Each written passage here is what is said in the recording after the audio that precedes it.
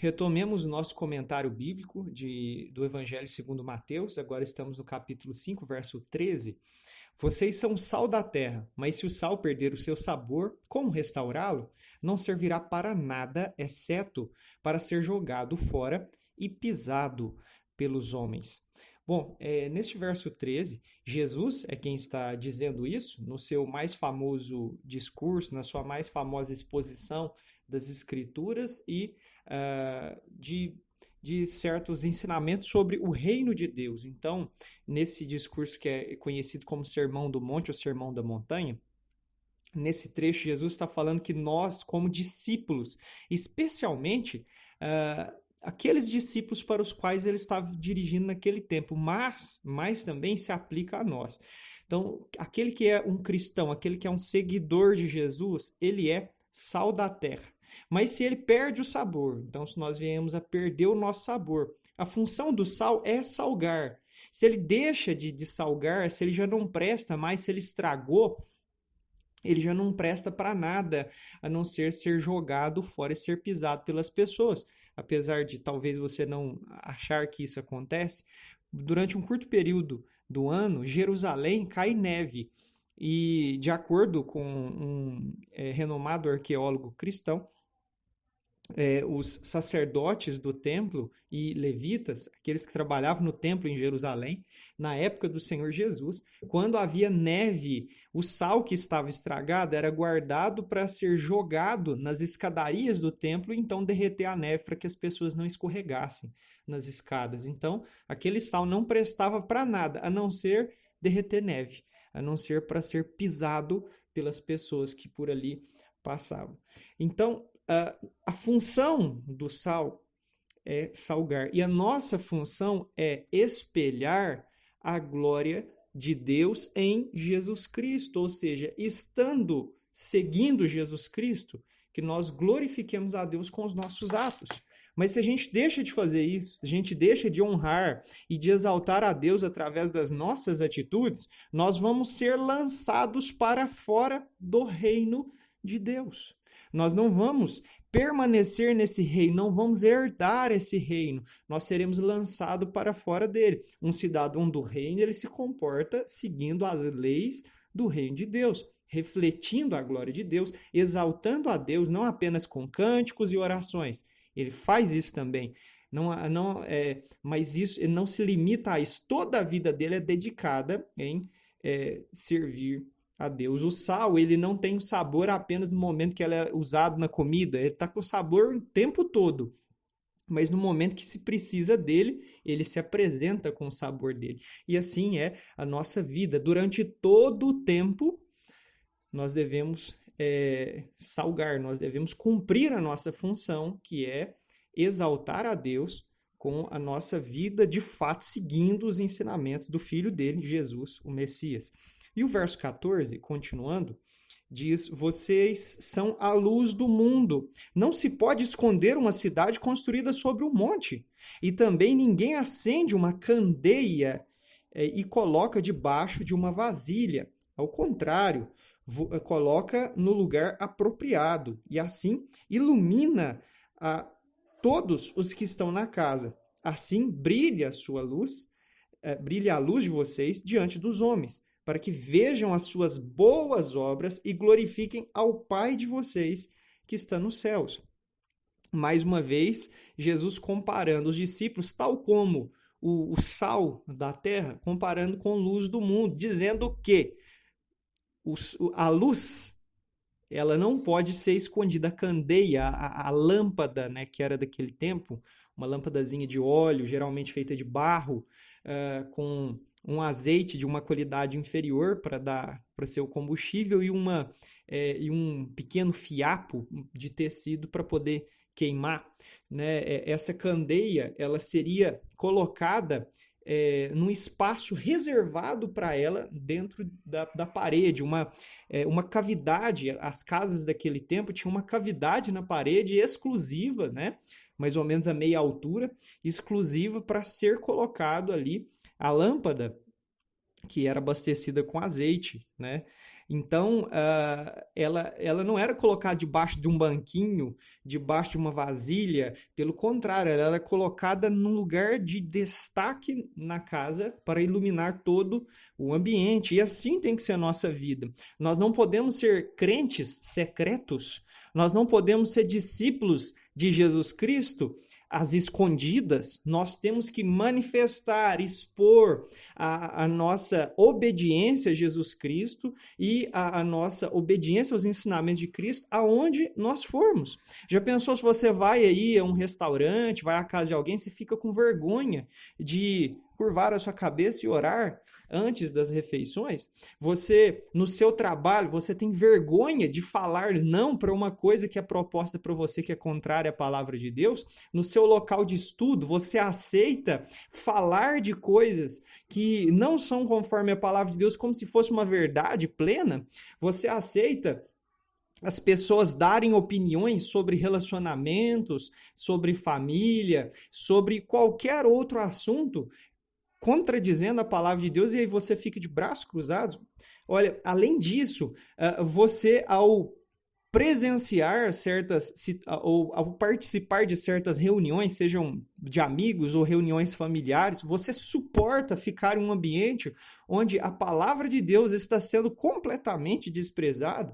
Então, eu digo para você, e eu ressalto para mim, nós não podemos ser crentes secretos. A nossa luz deve brilhar diante das pessoas. Elas devem ver as nossas boas obras. E boas obras não quer dizer apenas fazer coisinhas boas, mas quer dizer agir conforme a palavra de Deus. E glorifiquem. Assim, as pessoas que realmente sirvam a Deus, elas vão glorificar a Deus através da nossa vida. Elas vão dizer: louvado seja Deus pela vida daquela pessoa que obedece a Deus e que é usada por Ele para abençoar a minha vida, para abençoar outras vidas. Então, é isso o que Jesus está ensinando. Nós devemos, de fato, ter o nosso sabor, nós devemos salgar e nós devemos iluminar, porque nós somos sal da terra e luz do mundo. Nós devemos cumprir o nosso papel. Deus nos recriou em Jesus Cristo, nos fez novas criaturas, uma nova criação para andarmos nas boas obras. Depois você confere em Efésios capítulo 2, versos 8 ao 10. Nós somos salvos pela graça por meio da fé, mas nós fomos recriados para a prática das boas obras, obras que são conforme a palavra de Deus. Bom, continuando aqui no verso 17 agora, né, eu li até o 16 e vamos ao 17. Jesus continua dizendo assim: ó, não pensem que vim abolir a lei ou os profetas. Não vim abolir, mas cumprir. Digo-lhes a verdade, enquanto existirem céus e terra, de forma alguma desaparecerá da lei a menor letra ou o menor traço, até que tudo se cumpra. Todo aquele que desobedecer a um desses mandamentos, ainda que dos menores, e ensinar os outros a fazerem o mesmo, será chamado menor no reino dos céus. Mas todo aquele que praticar e ensinar estes mandamentos será chamado grande no reino dos céus. Pois eu lhes digo que se a justiça de vocês não for muito superior à dos fariseus e mestres da lei, de modo nenhum entrarão no reino dos céus. Então Jesus, mais uma vez, quebrando certas coisas que talvez para você já estejam bem visíveis, né? No sentido de, às vezes nós temos costumes religiosos que não têm nada a ver com as Escrituras. E isso são apenas superstições e tradições que foram sendo passadas de geração em geração e ninguém para questionar certas coisas. Então, haja de acordo com as Escrituras. É importante a gente ressaltar que Jesus era judeu, os discípulos dele eram judeus, e todos os apóstolos eram judeus, e só tinha judeu na igreja até o livro de Atos, ali no capítulo 10, até Atos 10, apenas judeus e judeus mestiços, vamos dizer assim, israelitas mestiços, que eram samaritanos, tinham acesso à igreja de Cristo, acesso ao evangelho, à pregação da palavra de Deus. Nós temos a notícia nas Escrituras que o primeiro crente não judeu, ou seja, gentio, familiarize com este nome, eu sou gentio, você se não é judeu, você é gentio, ou seja, pessoas das nações, nós somos Binei Noa, como os judeus gostam de chamar, ou seja, nós somos descendentes de Noé e não descendentes de Jacó, né, ou de Abraão, Isaac, Jacó, mas o judeu, quando ele se converte, ele não vai deixar de obedecer à lei, mas agora ele vai obedecer à lei entendendo que ele vai fazer isso para mostrar que ele serve a Deus, mas não para conseguir a salvação, porque a salvação vem pelo Messias, que é Jesus de Nazaré, né, o Filho do Deus vivo. Então, é exatamente isso. O judeu, ele não tem que deixar de ser judeu para crer que Jesus é o Messias. Então, isso é uma coisa importante. Muitos judeus não se rendem a Jesus como Messias porque nós atrapalhamos tentando ocidentalizar Jesus. Jesus era judeu. Então, muitas coisas ele fala para o povo judeu, e essa é uma delas que é importante a gente entender. Jesus ele não veio abolir os profetas, Jesus ele cumpriu a lei, ele obedeceu em tudo a lei, tudo, tudo, tudo. Todas as leis, todas as prescrições dadas por Deus a Moisés, Jesus obedeceu, desde o momento que ele nasceu até o seu último suspiro, ele obedeceu a lei. Mas é claro, é bom que a gente lembre que Jesus, ele não é mais homem, ele é um ser celestial, ele é o Filho de Deus, ele ressuscitou, ele está vivo, né? E ele deve ser o Senhor da sua vida e da minha vida.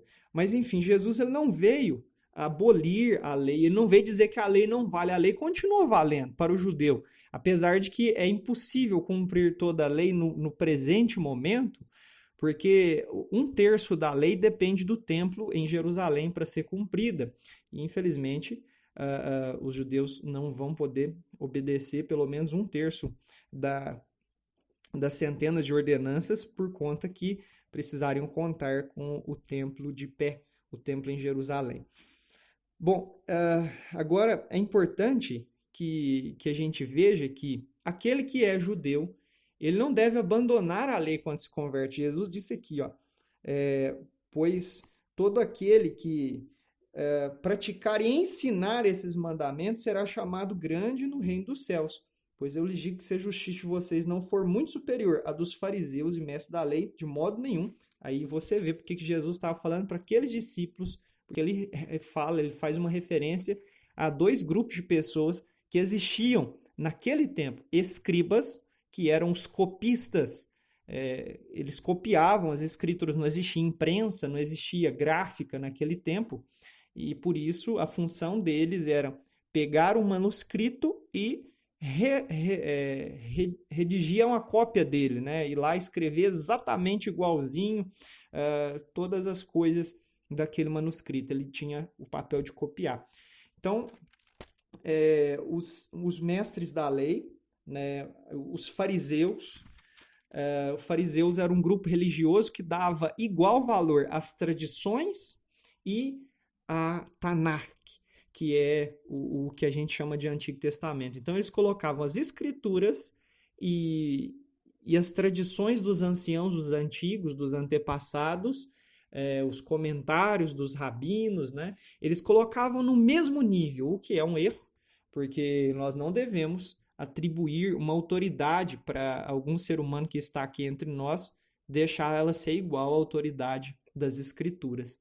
Tudo que é questão doutrinária está na Bíblia. Nós não devemos acrescentar e nem retirar coisas das escrituras. Mas enfim, então Jesus falando, se as atitudes corretas de vocês não estiverem acima das atitudes corretas dos fariseus e dos mestres da lei, vocês não vão entrar no reino dos céus. Ou seja, os fariseus e mestres da lei, de certa forma, eles queriam fazer o certo, mas o problema deles era o porquê que eles queriam fazer o que era certo.